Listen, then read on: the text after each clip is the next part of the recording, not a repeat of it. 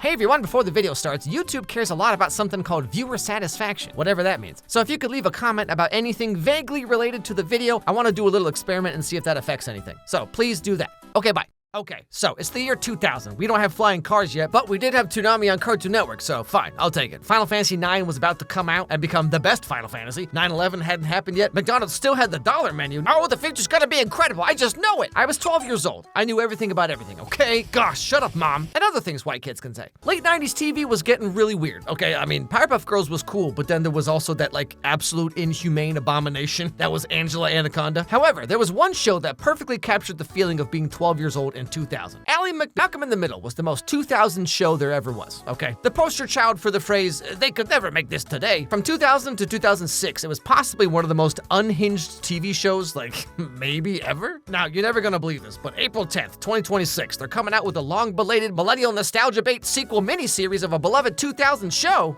I know, plot twist of the century, I'll tell you what. And so, as I've done many times before, I figured what better time than now to go back and watch one of the most insane kids shows ever made. So come along, fellow mentally stunted millennials, let's take a walk. But before that, really quick, this video is brought to you by Surfshark VPN. If you've been on the internet in like any way at all recently, you know that your privacy is under attack. Every website tracks everything you do, what videos you watch, US ID laws, UK ID laws. In Europe, they're trying to make it so the government can read any and all private messages on any messaging app. And sure, in theory, this is all for the greater good, but all it takes is one lazy employee and one dedicated hacker, and all that information can be leaked to anyone. For this and many other reasons, if you use the internet, you need a VPN. And Surfshark VPN is the best of the best. Did you know that some airline ticket websites will charge you more depending on what country or even what city you live in? Like you can search the same flight, but depending on where you're searching from, you'll get a different price. Well, with Surfshark VPN, you can change your location, shop around, and get the best deal without being swindled. Streaming rights are all over the place. Different countries have completely different, like Netflix or Disney Plus libraries. But with Surfshark, you can actually get your money's worth with all those streaming subscriptions that you keep paying for. For your safety, for your wallet, for your entertainment, whatever reason, you need a VPN. And if you're getting a VPN, you gotta get Surfshark. Go to surfshark.com/Meyers or use my code Meyers at checkout and you'll get 4 extra months with your subscription. They also offer a 30-day full refund guarantee, so you literally have nothing to lose, okay? Go to surfshark.com/Meyers and start protecting yourself today. Okay, back to the first episode, the mom is shaving all the body hair off the dad right there in the kitchen while the kids are eating. It's a very iconic scene, but also hilariously, this is a kid's show on network TV, but now in 2026, I am not allowed to show this on YouTube. Yeah, I seriously, it's such a shame to just dump this in the trash. I don't know, maybe you boys could use it for school projects.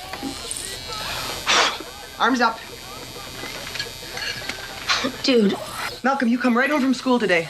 I made a play date for you with Stevie Canarbin. You know, this scene is obviously meant to be like, wow, parents are so weird and gross, am I right, kids? But like watching this now as an adult, especially like in 2026, you know, where the internet's full of like, ugh, men, am I right? And women, am I right? Bleh. New ick unlocked. Like how wonderful would it be to find someone who just like totally gets you like this? Like, you know what I mean? Okay, so listen, full disclosure, you're gonna have to shave all my body hair off like once a month forever. Yeah, okay, sure, no problem. Like, I kind of find this scene weirdly wholesome now as an adult. Okay, so Malcolm's big dilemma at the moment is that he has to hang out with the wheelchair kid, which back in the year 2000, the only thing worse than that was being gay.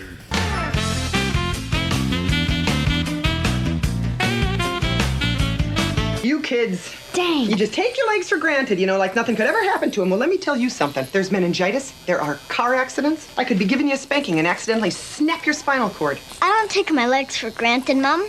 I know, honey, you're a good boy. Stop playing with yourself.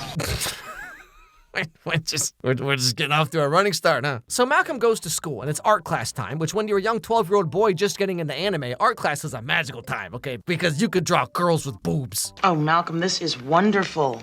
The perspective is good, the composition is clean, and it even shows signs of actual technique. I have to say this is the high point of my day.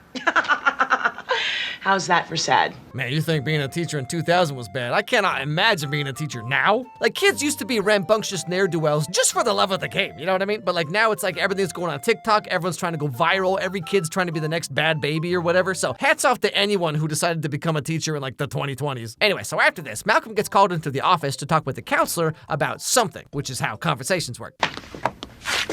Are you Malcolm? Yes, and I didn't do anything. You're not in trouble, Malcolm. You're here because some of your teachers think you're... Depressed? Anxious? Stuck with a random absurdist millennial sense of humor? Shrek! But she ends up giving him like this like little test thing. I want you to take your time and really look at it. Car shadow's going the wrong way. The steering wheel's on the wrong side. There's no brake pedal. The words in the mirror should be backwards. The guy's watch wouldn't say 12 o'clock if he's looking at a sunset. Well, Malcolm, you're gonna make a great surgeon one day. So after school, Malcolm goes to hang out with Stevie, the aforementioned kid in the wheelchair. But turns out there's so much more going on with this kid than we thought. You want to watch TV? Can't. Not allowed. What? Mom says TV makes you stupid. How can they do that? He's in a wheelchair. Oh my God. This show feels like it's like I'm a 12th century peasant trying a Dorito for the first time. You really have young blood #1? Wanna read it? No way. I reckon. Oh, did you read The Last Savage Dragon? When they split him in two? Yeah. And so they become best friends over their shared love of comic books. Now we fast forward a couple weeks. It's Saturday, laundry day, as we come to learn, and someone rings the doorbell randomly for no reason. Who would do such a thing? Yes, can I help you? Oh, my good. Hi. Hello. I'm Carolyn Miller from Malcolm School. I sent you some letters and left some messages on your answering machine. What? I just want to remind you all, this was a primetime kids show on network TV. The dad is naked in the kitchen, the mom's going around topless while the kids are murdering each other in the living room. Sake that the parents be as involved. So what, you're here to insult my parenting skills? No, I'm sure you're a terrific parent.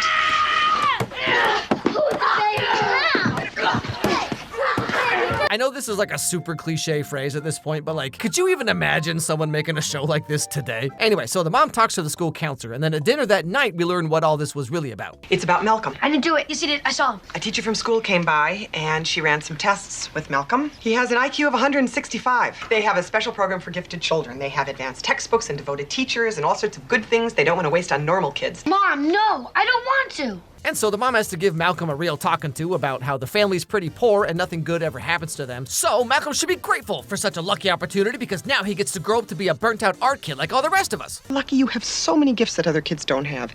And I don't just mean Stevie Carnarvon either. I mean, look at those Parker boys across the street. They may be healthy, but honest to God, those are the ugliest little boys ever born. They look like boiled beets. What? This show is just too good, man. And so Malcolm decides to take his mom's advice and join the talented and gifted class where now he's gonna get like reverse bullied because he's not loser enough. Yeah. Fine. All right. Excuse me. Favorite Pokemon starter? Oh, interesting. The person who made fun of us for playing video games now suddenly has always been a lifelong gamer? Wow. Oh, you like math? Name every number. Pi to 50 places. Go. 3.141592653589793233. Turn around, or I swear to God, I'll kill you. Now this all culminates in the school bully, the local Scut Farkas, if you will, who's coming for Malcolm even more than usual now. Again, I gotta give 2000s bullies some respect though, because like there was no online clout, there was no TikTok pranks, like these kids were just making art for the sake of it.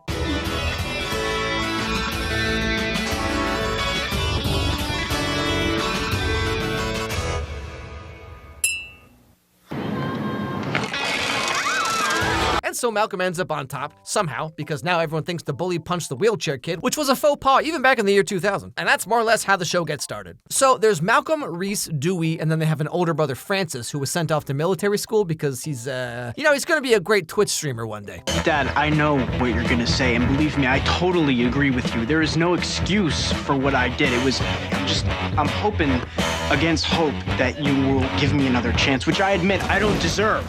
If you could just find it in your heart. I know I'm just repeating myself here, but like, how was this a kid's show on network TV? Like, it wasn't even MTV or Comedy Central or some obscure Canadian cable channel that came with like your 500 channel package your parents got because you just wanted to watch G4. Now, normally, this is the point where I would now watch the last episode and talk about how the show ends. But before that, I wanted to showcase a little more about what this show was like, okay? There's so much that happens in this show.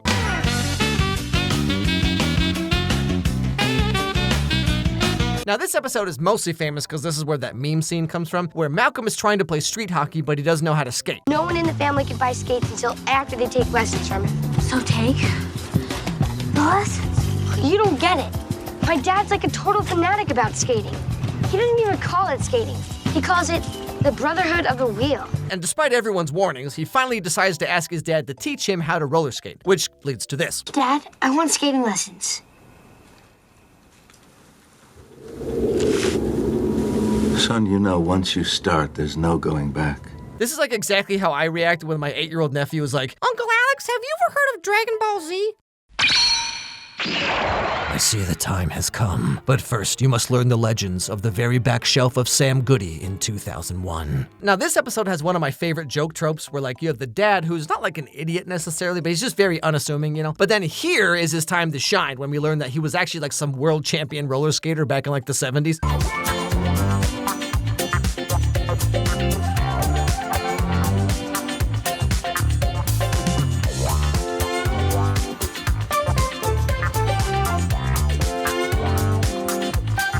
The episode goes on with like the Karate Kid kind of story where like the dad's teaching methods seem really stupid and pointless, and Malcolm gets so annoyed that he does this. You just like bossing me around. And you like fighting me every step of the way. Because you're treating me like a baby. The stuff you're teaching me is stupid.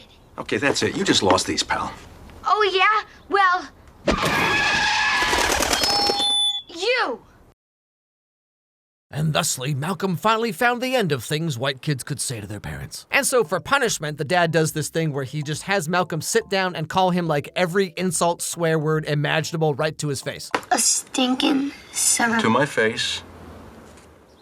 Continue. Dust brain, you paunchy sag bottom, puke pot, hemorrhoidal suck navel, sludge slimed sack of rat guts and cat vomit, cheesy scab hicked pimple squeezing finger bandage, a week old maggot burger with everything on it and flies on the side. But of course then at the very end, Malcolm realizes that his dad's unorthodox teaching style actually makes him better than all the other kids. I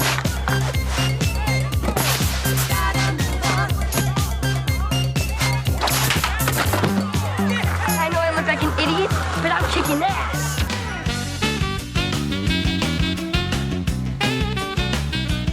Now, as amazing as the show was, it definitely kind of had one of those things where, like, as it went on, it kind of got, like, not worse, but just, like, less funny. You know, kind of like The Office or Parks and Rec, where, like, it's not bad, but it kind of just gets a little whatever, right? But the first two seasons especially were just an absolute goldmine of, like, non sequitur absurdist comedy. Now, the bowling episode is not so much insane as it is just an example of how sometimes the show would be crazy, and then sometimes it was just batting, like, way out of its league.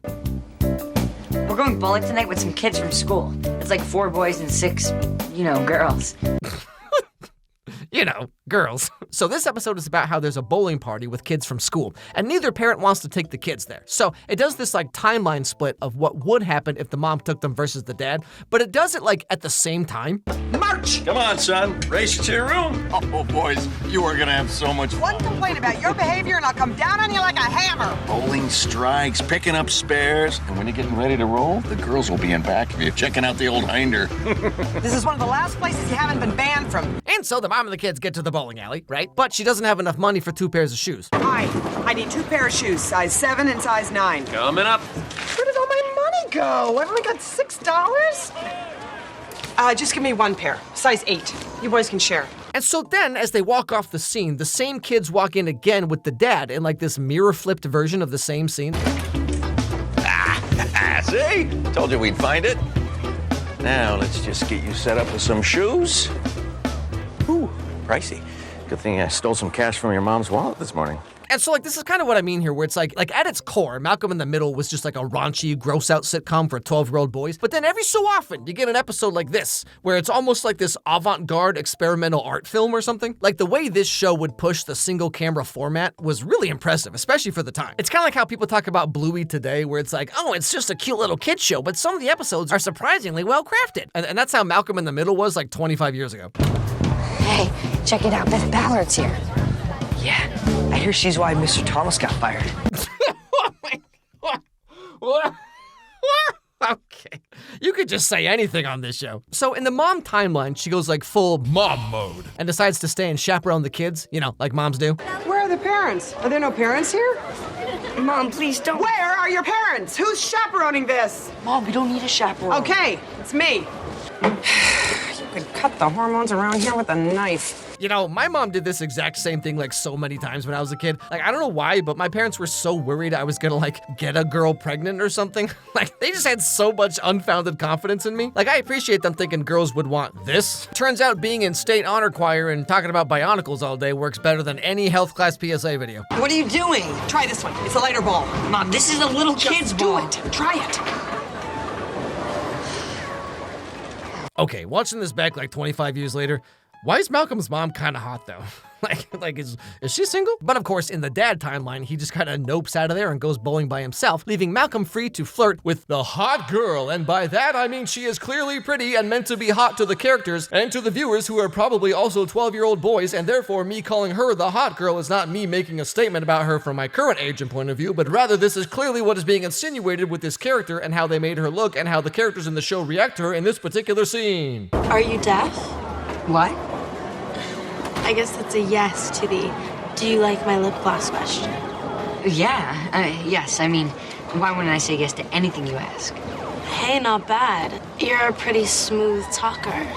Yeah, okay, that's great and all, but remember back in middle school when all the girls were a solid 1.5 feet taller than the boys? What a time. But somehow the flirting goes surprisingly well. Yeah, and just bowling, relax. I wish we could be alone somewhere. Like outside? No, there's security cameras out there. Trust me. Mm-hmm. And the episode ends with, in the dad timeline, Malcolm is about to kiss the girl, but then he gets pulverized by the pin machine. But in the mom timeline, he actually does get to kiss her for quite literally no reason whatsoever. What? Do you think you can come over here and make fun of me and...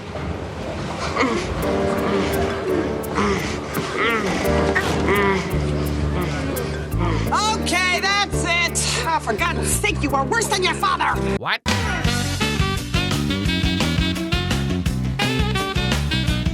This episode isn't so much crazy or special, but it kind of highlighted to me how watching the show back now as an adult makes it feel like a completely different show. The family gets to go to a water park, but Malcolm and Reese keep trying to prank each other the whole time, and they end up ruining the whole trip. Where were we? Mom! You have to stop Reese! He's being a total jerk! Malcolm, does it look like I'm open for business? You have done nothing but pester us. Do you think we're wealthy? Wealthy people can afford to have their vacations ruined. No big deal. They just pick up and they go again. Your father and I worked so hard. We worked so long. And again, when you're 12, you watch the show, right? And you're like, gosh, parents are so annoying. Moms are so cringe, am I right? But watching this back now at the exact same age that the mom is, throughout the entire show, the mom is almost always completely justified in her constant state of outrage. Ma'am, I see where you're coming from.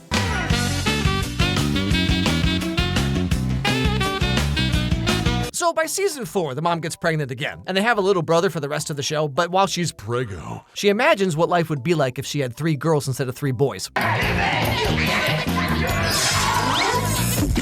please don't touch it. Mallory, you're being silly. It's just a pen. I was gonna do homework with it. Unless there's a reason this pen's important to you. It's stupid. No, it isn't, Mallory. You can tell her. Daisy's right. You can tell me. Okay, Mom. Yeah, I'm sure it would go exactly like you imagine. Girls famously never fight about anything. In the episode, she wants to take the boys shopping for clothes, but they don't want to go shopping for clothes because that's lame and stupid and gay.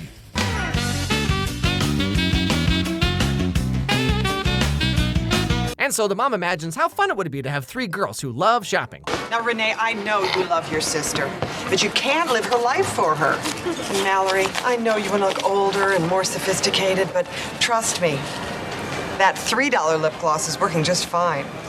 You're right, Mom. You're always right. But then her fantasy starts to take on a mind of its own, and she begins to realize what having 3 teen girls would actually be like. Yeah, that's really good, Mom, because by that time the buzz from her diet pills will have worn off. And I don't burn up calories having sex with a different boy every night down by the creek. I know you're pregnant. Girls don't do these things. Girls are nicer. Girls are better. Yeah, I see the sentiment a lot on the internet, when it comes to dating specifically, but if you ask any queer girl about her dating history, you're gonna hear some stories.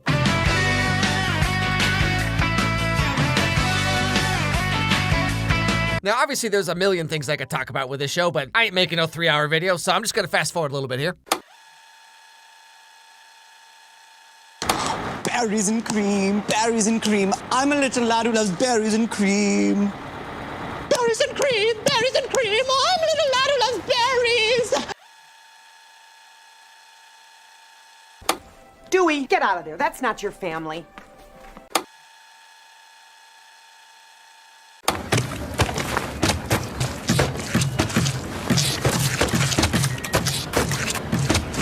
Need water?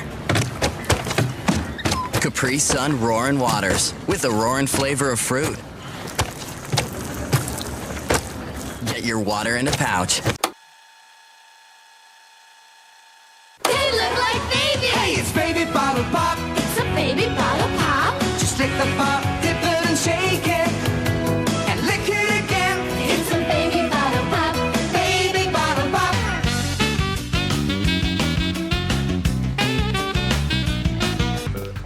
I miss? There was this big flash, some fire shut out, and now he's just coming to. What? I was only gone for a second. Shh, I want to see this. Oh, for God's sake, Hal! Something I've noticed more and more as I make these kind of videos is like this show has the same thing that a lot of other kid shows have, like Andy Mack, for example. When the actors are kids, it feels more like kids just being kids, but as they become teenagers, it feels more like they're trying to act, you know what I mean? Anyway, so Malcolm's been accepted into Harvard, but it's too expensive to send him there, so the family has to come up with some way of getting the money. You think I would be calling you if I wasn't desperate? Look, I know how much you hate me, but no kidding, I'm at rock bottom. I've got no money, no prospects, and nowhere else to turn. Well, Bryan Cranston, have I got a crazy idea for you. And so with no other option, the dad has to borrow some money from the mafia, as you do. The way this works is you come back next week. That won't be necessary. I'm not going to pay you back. There's no way I can get the money to pay you, but I am willing to go straight to the leg breaking. This freaking show, man. How is this just like on TV, you know? Now, the B plot of the episode is Reese has graduated school and is working as a janitor, but he comes to find out that there's some like hidden little sort of kind of small print, so to speak, about this job. No, you don't understand. This is a union gig. Once you get past the 30-day probation, you're locked for life. Full benefits, medical, everything. So they never keep a new guy for more than a month. And so he sets out to make the biggest mess imaginable, something so terrible they'll have to keep him on past the 30-day mark so he can get full union job benefits, tenure, and access to the custodial palace of darkness and protruding beer bellies.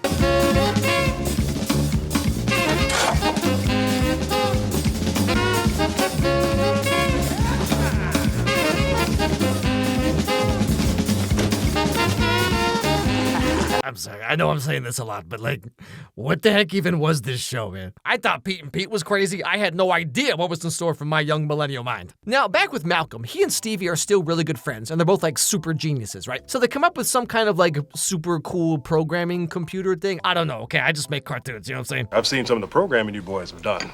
Good enough for a 2-year contract anyway. Full benefits, stock options. We're talking 6 figures. Well, that's a very generous offer, Mr. Hampton, but no. Mom, what do you... Malcolm's going to college. He's going to finish his education. I should have talked to you first. Consider the offer withdrawn.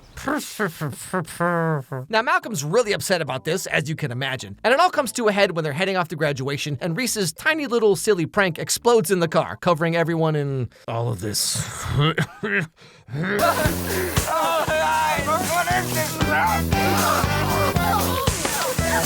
I'm so sorry, Jamie. I didn't know I had you hanging upside down until that last layer of gunk came off. So the mom's whole shtick is that she wants Malcolm to be president, but not take the easy road to get there just because like he's smart or just like get rich and then buy his way in, you know? Wouldn't that be crazy? Then you wouldn't be a good president. You wouldn't have suffered enough. You know what it's like to be poor, and you know what it's like to work hard.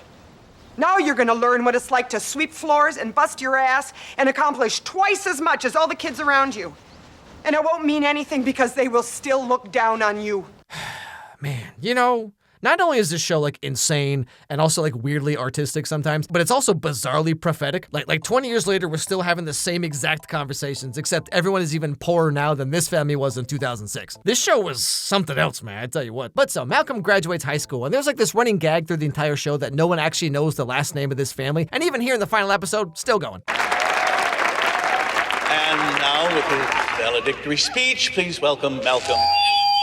And so Malcolm ends up at Harvard working as a janitor to pay his way so he can truly know what it means to work for what he has. And then the mom gets pregnant again. So nice. Reese is gone. Malcolm's off to Harvard. I don't know how you did it, but everything worked out exactly as planned. What's wrong? The end. Yeah, so like I was saying, Malcolm in the Middle was, I mean, I don't even know how to describe it, honestly. It was gross and weird and raunchy, but it was also really like deep and real and kind of experimental. And they were like commenting on society in ways that we're still talking about today. What a crazy swing for the fences this show was. But like I said back at the beginning, it is getting a little sequel follow-up miniseries, so who knows what that's even gonna be about.